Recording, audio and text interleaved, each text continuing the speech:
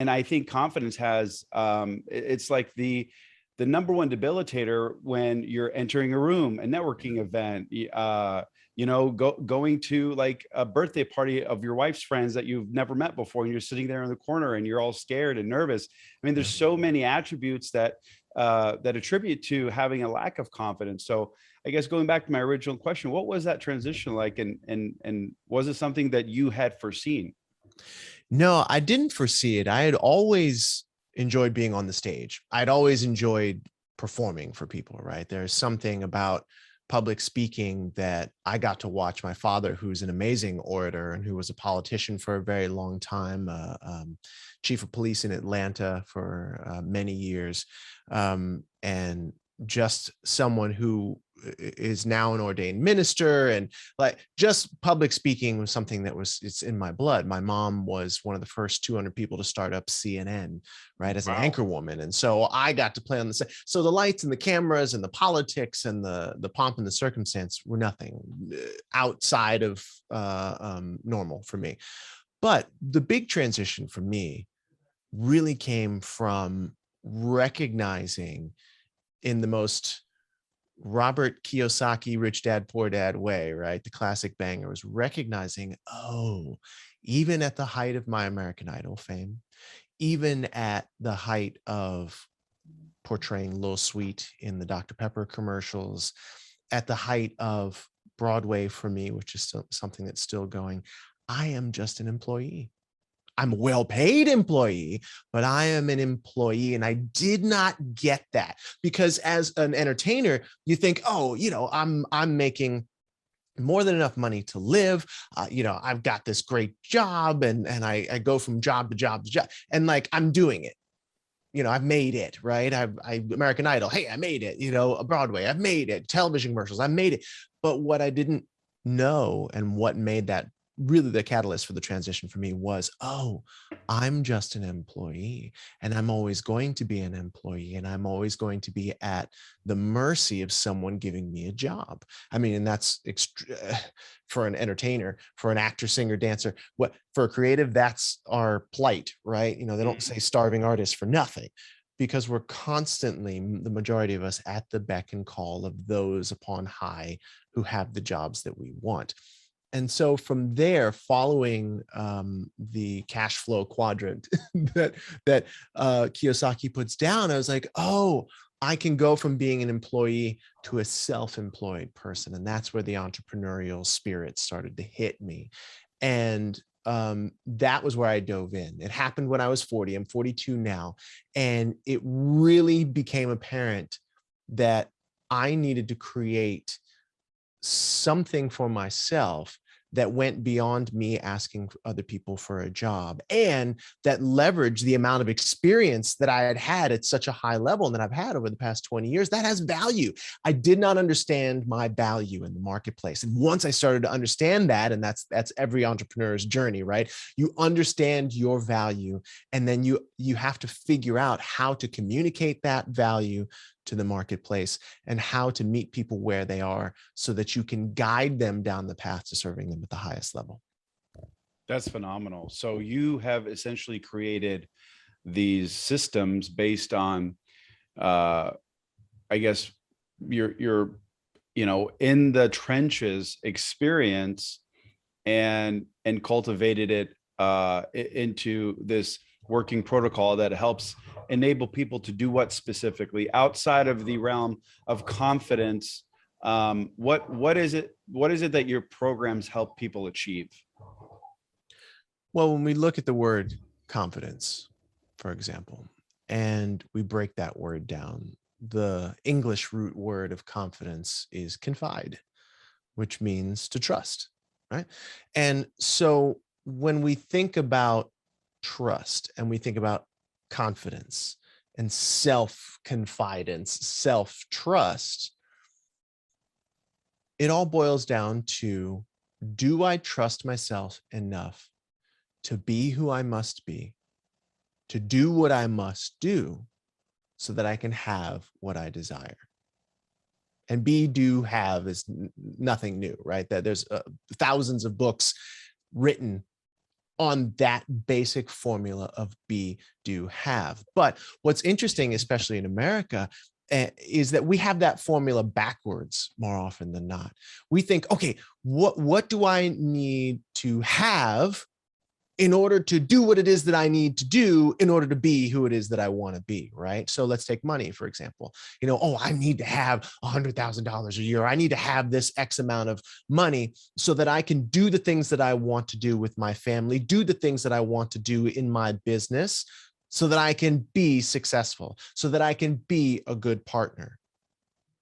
And it's a model that a lot of people will follow, and it works, right? What do I have to have? Here's all the things but it's inefficient. Whereas if we flip that and go back to be, do, have, one of the greatest questions that I ever heard that completely changed and is still working on me and still informing the decisions I make is, who do I need to become in order to have this thing that I desire? Who do I need to become? Because as Einstein said, man cannot solve a problem at the same level of thinking that he created the problem with. You must become someone different in order to have a different body, in order to have a different relationship, in order to have a different spiritual connection, and in order to have a different business. So coming back down to confidence, when we think of trusting ourselves, because at the end of the day, if we take radical responsibility for the things that we do, there's no one to blame and there's no one to shame. It's only our decisions, our choices that create our outcomes. So if we don't trust ourselves enough to become who we need to become and make the choices that we need to make in order to become that person, if we don't trust ourselves enough to do the things we know we must do, then we can never really truly have what it is that we desire and what it is that we deserve. And if we want to take it just a little step further to answer your question, what I love to do is I love to teach people how to trust themselves. I love to teach people how to trust themselves in 4 key areas of their lives. Trust themselves enough to become the person who will do the things that must be done in order to have the body that they want. To become the person who must do the things that they know they must do in order to have the spiritual connection that they deserve, whatever that means. To become the person, trust themselves, to become the person who must do the things they know they must do to be a good partner, to be a good father, to be a good son, to be a good friend and family member. And finally, to become the person who must do the things they know they must do in order to have the business that they deserve, to be able to serve at the highest level, to be able to make, keep, grow, and give money, really, at the end of the day with business. And so that's what my programs do. And that's what it is that I'm gearing with this book. It's really helping people to gain the clarity that they need, the commitment that they must have, to leverage the creativity that they have inherently, and that I believe that we all have, and then to use those things to create the certainty in their lives in order to trust themselves and to have other people trust them as well, to do the things that they know they must do in order to have what they desire and deserve. You really, you touch on something that I personally have been affected with, and the close circle of people that are within my life have also experienced, and I'm sure a lot of people have experienced it, but really to be able to dive deep into the question, who I must become in order to achieve X. Mm-hmm. It was really difficult for me, because it was like I was telling myself a fallacy. Like, okay, I understand that I have to be this guy, but I'm not him right now. How do I get in that mindset? How do I start preparing myself on a day-to-day basis to become the person that I must become? Do you have any thought to that question? Yeah, that's self-image, right? Yeah. And mindset. You touched on it right there. Every day, if you can wake up and say, who am I going to be today? How am I going to show up today? It's a powerful question that leads to powerful answers. And the thing is that when it comes to our self-image, it is so vitally important that we are aware of it, that we are willing to be honest enough with ourselves, honest enough to go to those dark places, to look where we don't want to look, whether it's in the mirror at our bodies, or whether it's internally in our spiritual connection, or whether it's in our relationships with our significant other, our children, our family, our friends, or whether it's in our business, how we keep, grow, and give money. Because if we don't understand, and if we don't become consciously aware of our self-image, and we allow our self-image to be low, it's just like a thermostat. It doesn't matter how much money we make, doesn't matter how much people like us, or they clap for us or whatever. Like a thermostat, we are always going to return back to our base temperature that we're set at, right? That's why you see people who have diets, right? They can lose 50, 60 pounds and they but they don't work on their mindset. They don't work on their beliefs. They don't work on their internal self-image. And what happens with most diets? Most people not only gain the weight that they lost, but then gain an additional 10, 20, 30 pounds on top of that. Why? Because they don't deal with the internal things that are going on. So, and the mindsets that they have, right? And so I think that you really touched on something, the question of who must I become is the doorway that when we open it, it leads us down the path to, oh, I must examine all of these things that I have been being, all these beliefs that I've had, all of these actions that I have been taking, and then look at the outcomes, look at all of the relationships that I've created or destroyed because of my actions, because of my thoughts, because of my beliefs, and be willing to get clear and go there and say, does this person that I have been being or that I'm currently being serve my larger vision?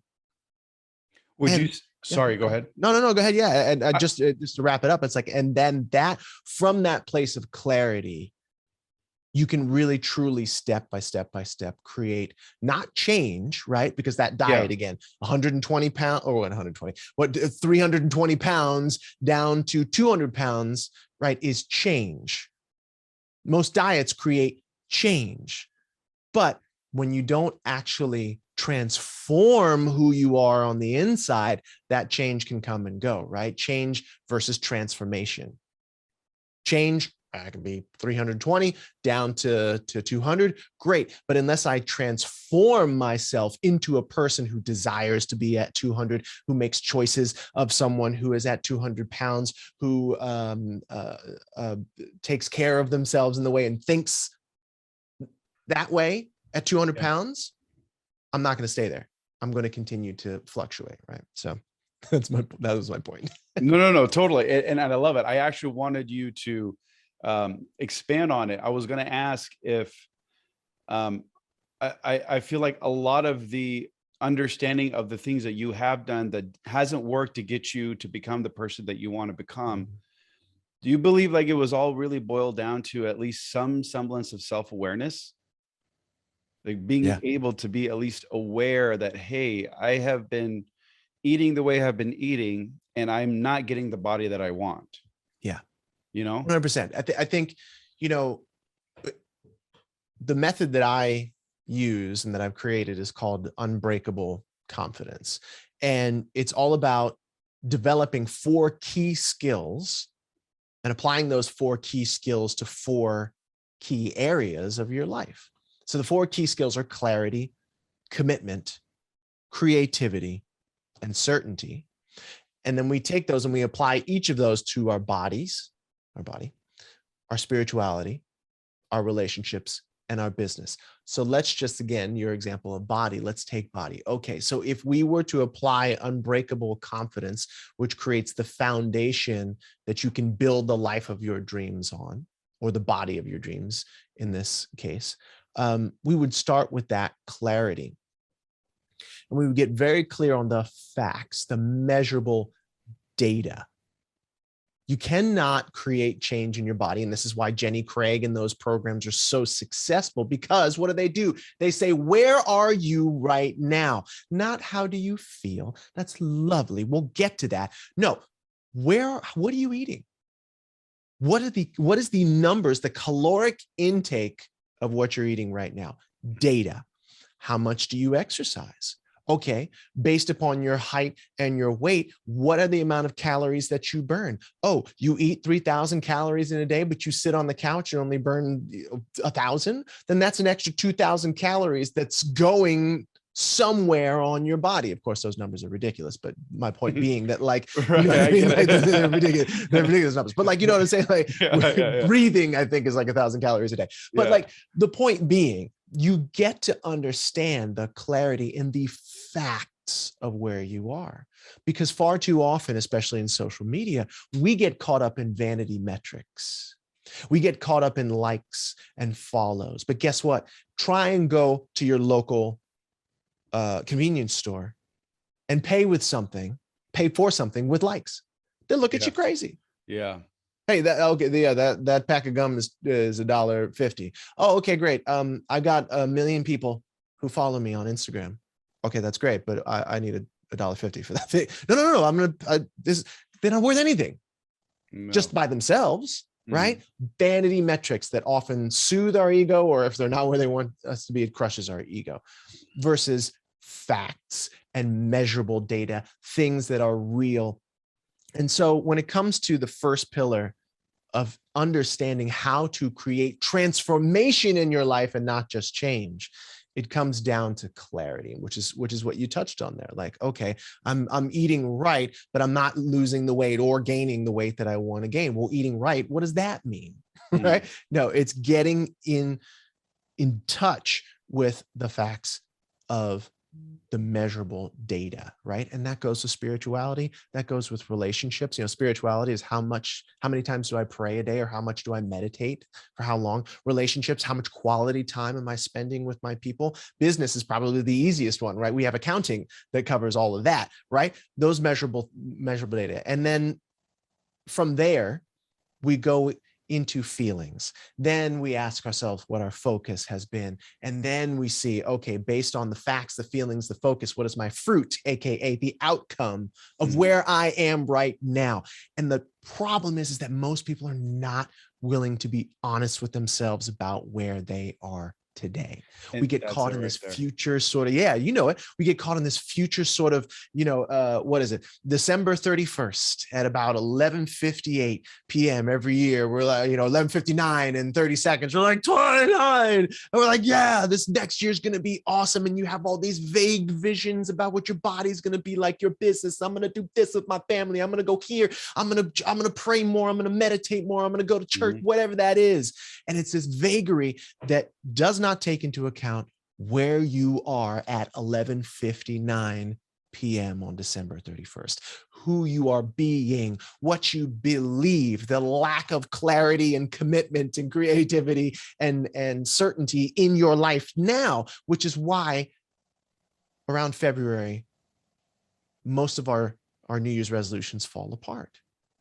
Because we don't take into account where we are right now and the measurable facts and the data of where we are. And we're not honest with ourselves about where we are, because only when we get honest about where we are and we get in touch with the feelings, probably negative, about where we are now, can we get passionate about where we want to be instead. And then that passion, those feelings that, oh my God, I'm so much more than this, I'm so much better than this, is one of the steps in the bridge that will get us over that failure that ends up happening with most people between the months of January and February when they have their New Year's resolution, right? We then go from that crystal clarity into creating commitment and truly committing to that vision, that future version of ourselves.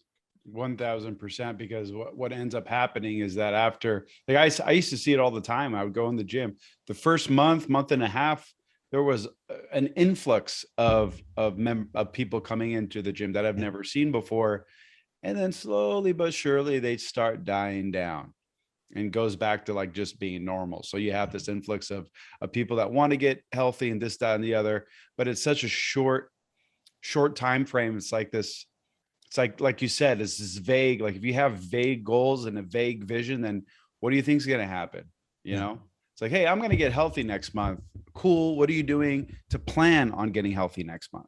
Yeah. What are the steps involved? I love that. I absolutely love that. I wanted to ask, so a lot of this stuff that you're talking, your formula, this protocol that you developed, you're going to touch on that in your book that's going to be launched when? Yeah, I'm I'm in the middle of writing it now. So Okay. Okay. So I'd love to promote it. I mean, yeah, of course, yeah. absolutely. I would love that too. I would say sometime in September, Okay. I'm looking to launch the book.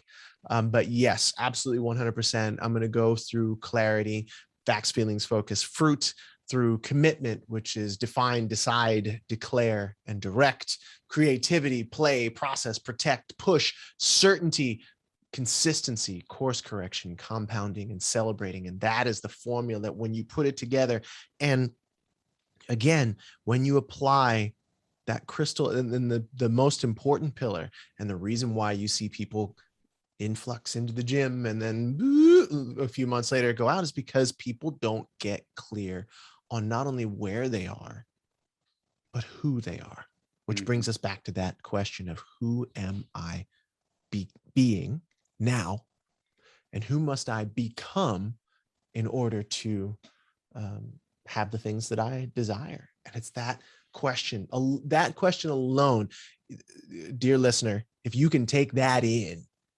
and really truly ask yourself that, who am I being today? And if I desire this thing, if I desire more money, if I desire more of a connected relationship with my kids, my spouse, my family, my friends, if I desire more of a connection with God, Allah, Yahweh, whatever it is you want to call it, if I desire the body of my dreams, who must I become? Because I cannot have it thinking the way that I think now, behaving the way that I behave now, maybe not tracking the metrics in my life the way I don't track them now. I cannot be the person I am now and have that thing with certainty and lasting unless I become someone bigger, someone better, someone who is in alignment with the energy of that thing that I desire. I can't agree more. This has been so far absolutely incredible. I'm learning a lot from this, and this is a subject industry that I have really dove headfirst in for the last 20 years of my life. But there's always so much to learn, and there's always some things that you can take. And I love how systemic and almost, I don't want to say simple because it's not necessarily easy, but you've really it's very clear how you break it down.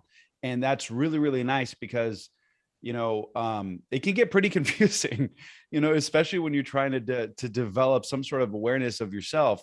And I can speak from experience that I think a lot of people are afraid, because I was, to really ask myself that question and to really come to terms with who I was at that point. I mean, I broke down. Yeah. I was not happy with who I was. Yeah. I mean, I'm getting emotional thinking about it. Yeah. So that's absolutely, that's that. I mean, and that's it. It's the start that stops most people. Yeah. And unless we are willing to go to the dark places safely, go to the dark, but what does that mean, right? Safely go to the dark places in our lives. Mm-hmm.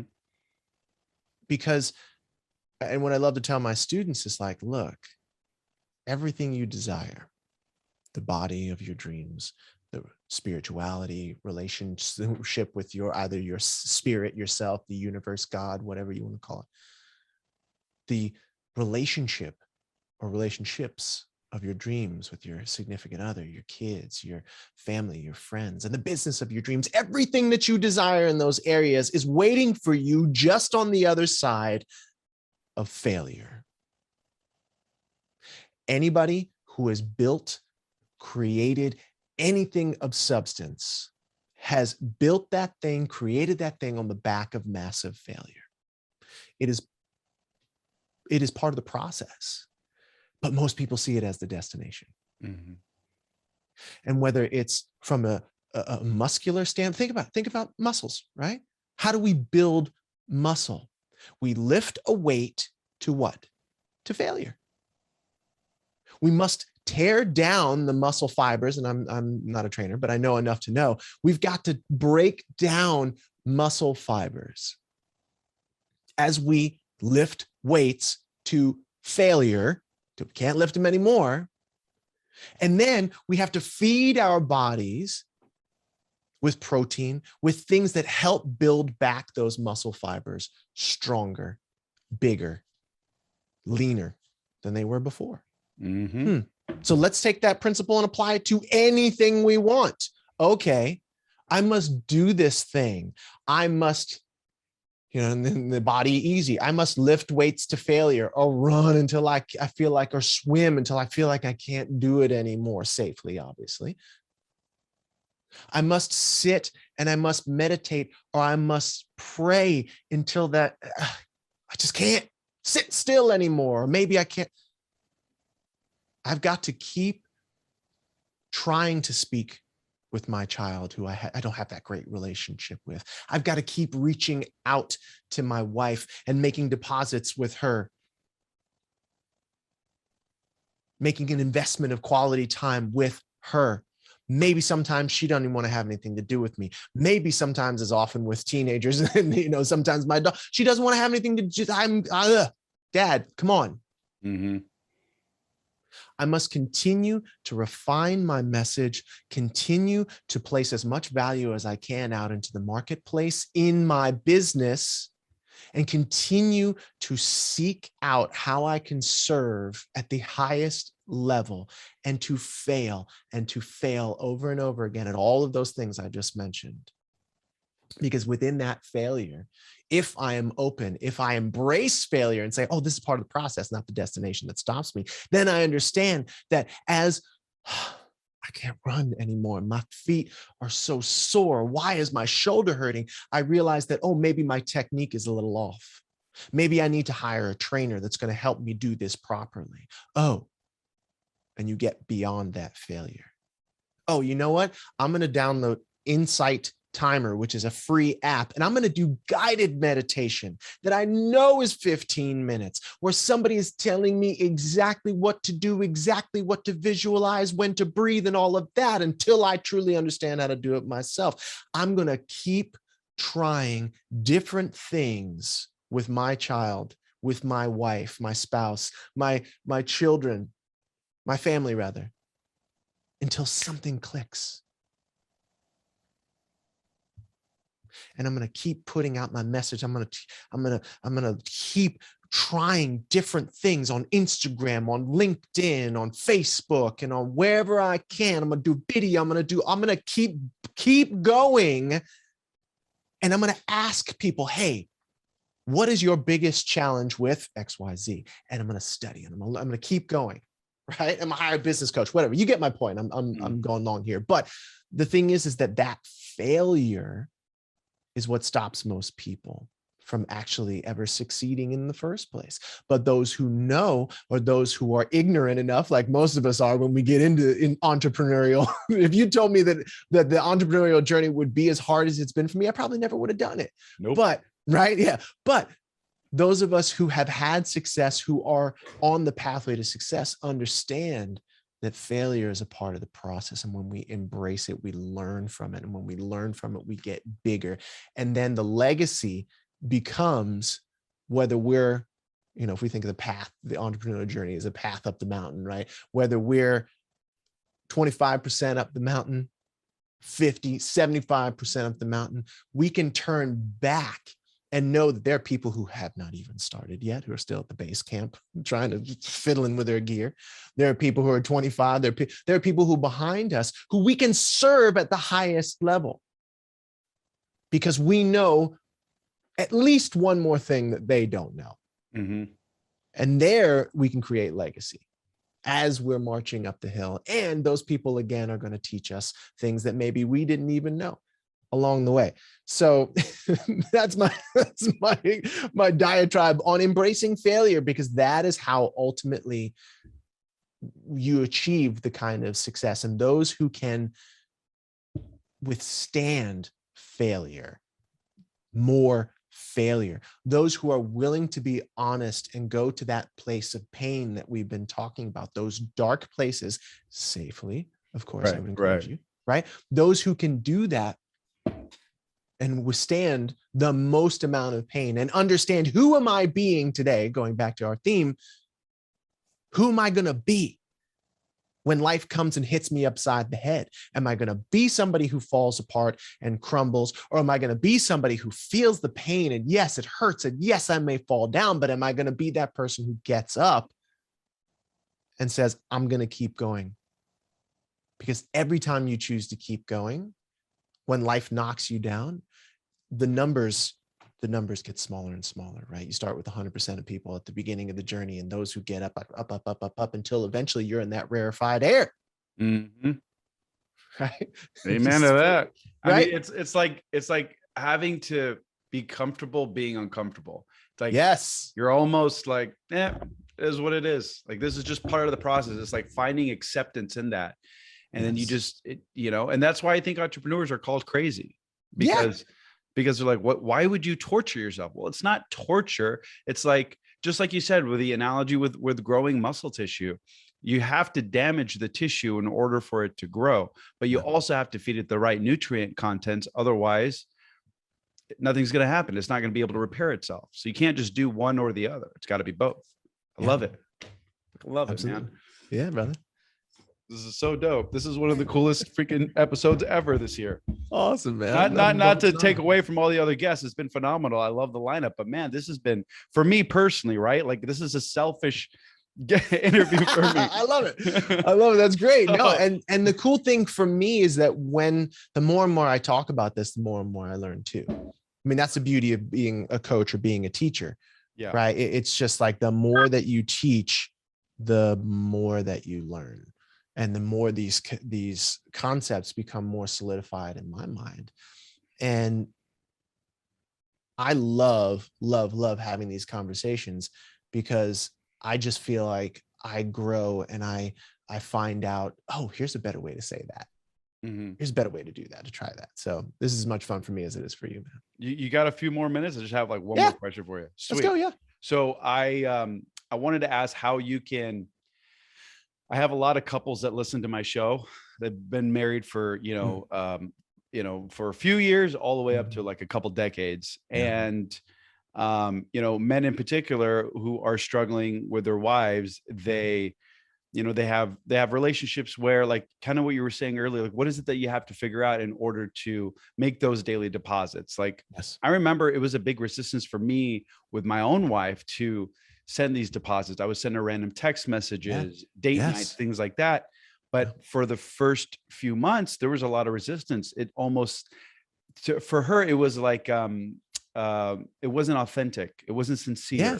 Felt forced. How do you get past that? How do you get to a point where, like, I'm trying to do this because I want to, and I want to build our relationship, 100%. Does that make sense? I love this. It totally makes sense to me. And I love this topic because, as men, we often end up becoming 1 to 2 dimensional douchebags. Yeah. I'm sorry if that's not is that okay to say that on the show? You could swear up a storm on this call. Does not matter. Good. So we become 1 to 2 dimensional douchebags, right? Like, either we are like making the bacon and we're amazing at business. And this is why I talk about those 4 key areas, right? Your body, your spirituality, your relationships, your business. How do you have it all? Oh, well, look, I'm killing the game in business, right? I'm making money. I'm keeping money. I'm growing the money. I'm giving money. I'm tithing. I'm doing whatever it is that I do, right? But, I spend all my time in the office, or, I spend all my time on my cell phone, looking at KuCoin or whatever, buying Bitcoin, whatever it is. Like, what I mean? Like, and, so I wonder why my relationship's falling apart. I wonder why I'm getting this gut. I wonder why I have zero connection to God or spirituality or anything like that. Oh, okay. Well, and then there's other dudes, who are like, you know what? Spending all their time in the gym. They look amazing, right? I look dope. I spend all my time in the gym, but again, it's like my business is falling apart because I'm not marketing and advertising, and I'm not spending the time that I need to spend sitting at my desk or on my phone or wherever that is. My relationships with my spouse, my kids are falling apart because all I want to do is just exercise, right? My body looks great. Or you're one of those dudes who's like, business body, but where we find the challenges most as men is business and relationships, right? That's the big killers for guys. Because what are these stereotypical man is the one who's supposed to make the money and supposed to blah, blah, blah. And I know that's changed, thank goodness, right? And it's more expanded now. But when it comes to relationships, when it comes to men and our feelings, even today, we still suffer from a mindset and a mentality that was placed upon us, and that has been the systematic deadening, and I would even say sedation, of men for the past 100 years. And I won't go too deep into this, but I'll just say this much, right? We used to have an agrarian society where mom and dad and son lived in the same house, and there was a balance between masculine and feminine energy with the father and the son, and the father and the mother, and the son would go out with the father, and the father would teach the son, for better or worse at those times, right, how to be a man. Learned how to work, learned how to pray, learned how to, in the good situations, learn how to take care of a woman and their mother, respect women. And then the Industrial Revolution happened. And men, instead of being at home all day, working the land, doing quote unquote honest work with their kids, men then went off to factories. And it was the places that their sons could go because it was too dangerous. And it began to fracture the balance of masculine and feminine. And then, we had mothers who were raising the sons, mothers who were teaching our boys how to be men. That's one part of it, right? And then along comes World War I, World War II, where men were taken and told, your feelings will get you killed. In order for you to kill another man, you've got to cut off your feelings. You've got to cut off your fear, and you have got to point and shoot or take direction. And so generations of men were taught that feelings will get you killed, literally. And then they brought that home. And they taught other generations of men that, you gotta, don't cry, you gotta hold it in, and God forbid, I would never go to a therapist, I'd lose my job. And people did lose their jobs. We were taught that feelings were dangerous as men. And now here we are in 2021, barreling towards 2022, in a world where gender is now fluid, where we're being asked to feel all these things, and we do feel all these things. And COVID has changed our world, and we've watched our family members and our friends die or become irrevocably changed. And so we have all this stuff coming at us, and women are demanding that we step up to the plate. And it's hard because we've been taught, trained, and educated that our feelings, and it's changed. And I know I'm kind of painting this in a very black and white sense. It's changed, but we have been taught, trained, and educated for the better part of 100 years that our feelings will get us killed, and that we shouldn't feel, and that we should suppress and repress. And we're coming out of that, thank goodness. But those of us who have said, okay, in my relationship, I don't want to be that 1 to 2 dimensional douchebag. I want to connect on a deep and intimate level with my wife, my queen. I'm going to go for it.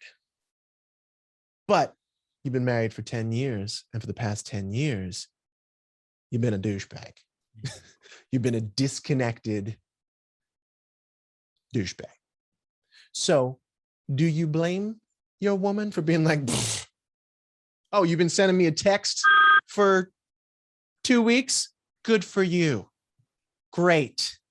But therein lies that challenge that we talk about with failure. If you really, truly want to be become someone or something different, to have something different, then again, you must think differently, behave differently, and push through the failures of the past and the way that you've trained other people to see you. Okay, great. So how do you break through? Your question was, how do you break through that disconnection? How do you break through the education that you have given your wife over the past, however long it is that you've been together? You put your head down and you keep going forward. And that starts with willing to understand one major concept, which I think really is the answer to this question. I mean, I gave you a history lesson and all, but the answer to this question really is to understand one thing. I am a liar. You are a liar. We are all liars. There's a wonderful program for men that and women that I've been a part of for a couple of years now. And it's called Wake Up Warrior, led by a man, Garrett J. White. Yeah, you probably know the book, right? Hang on. Right.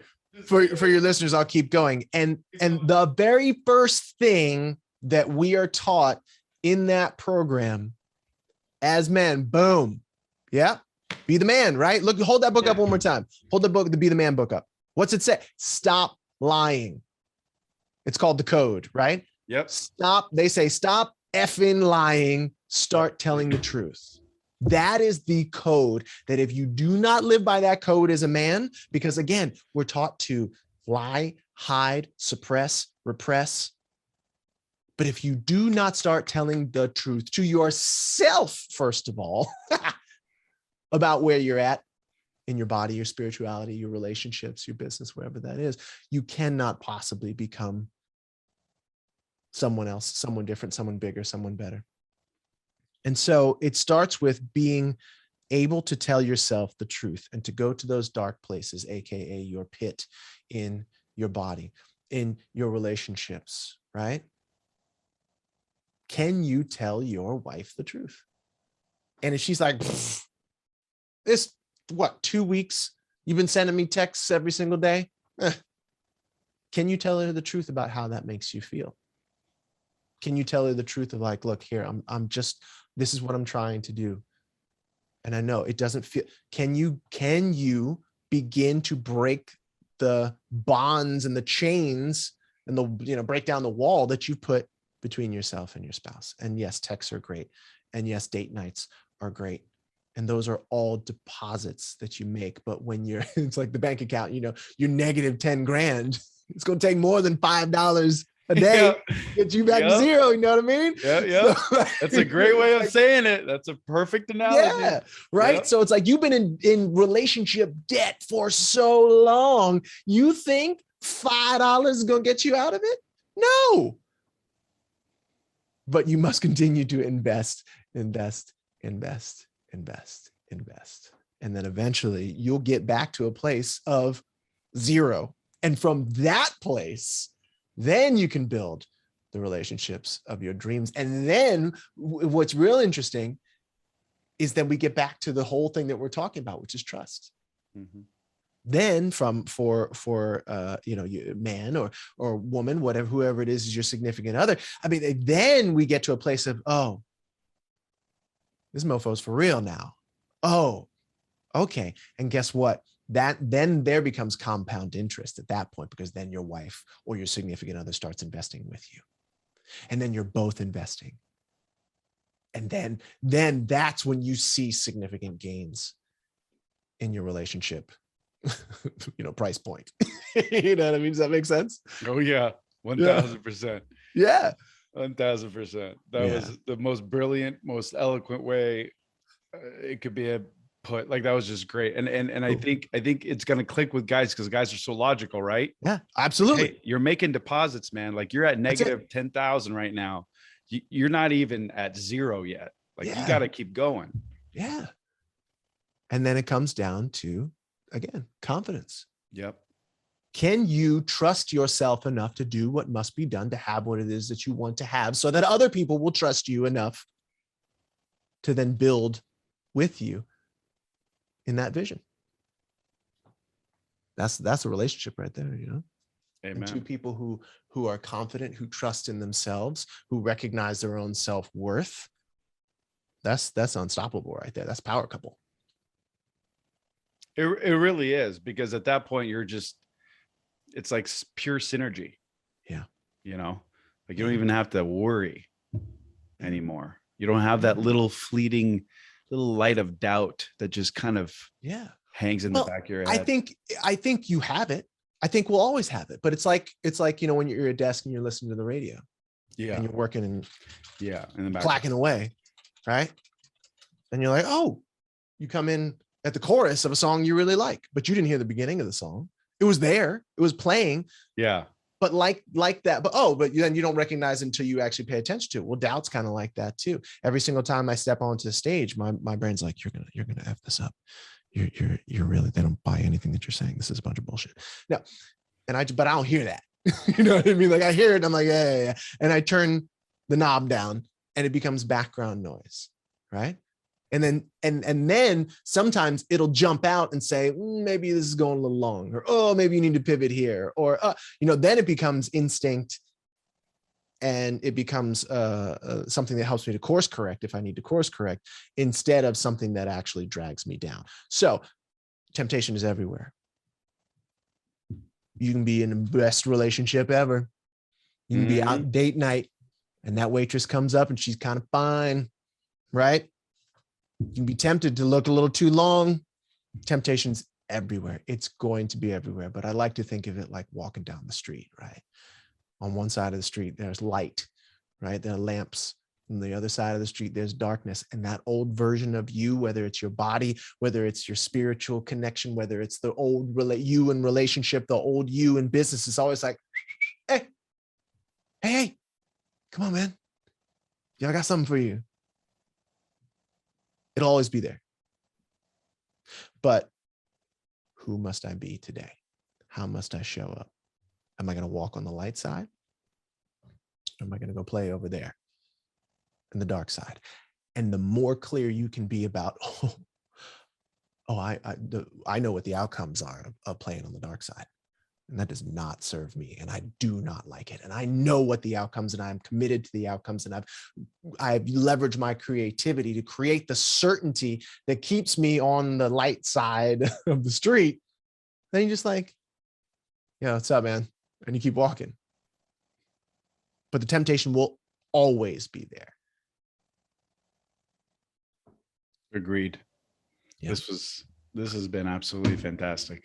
Yeah, brother, my pleasure. Like, I am so grateful that you were able to hop on the call, man. That was great. Yeah, of course. Go to habitsofthefew.com.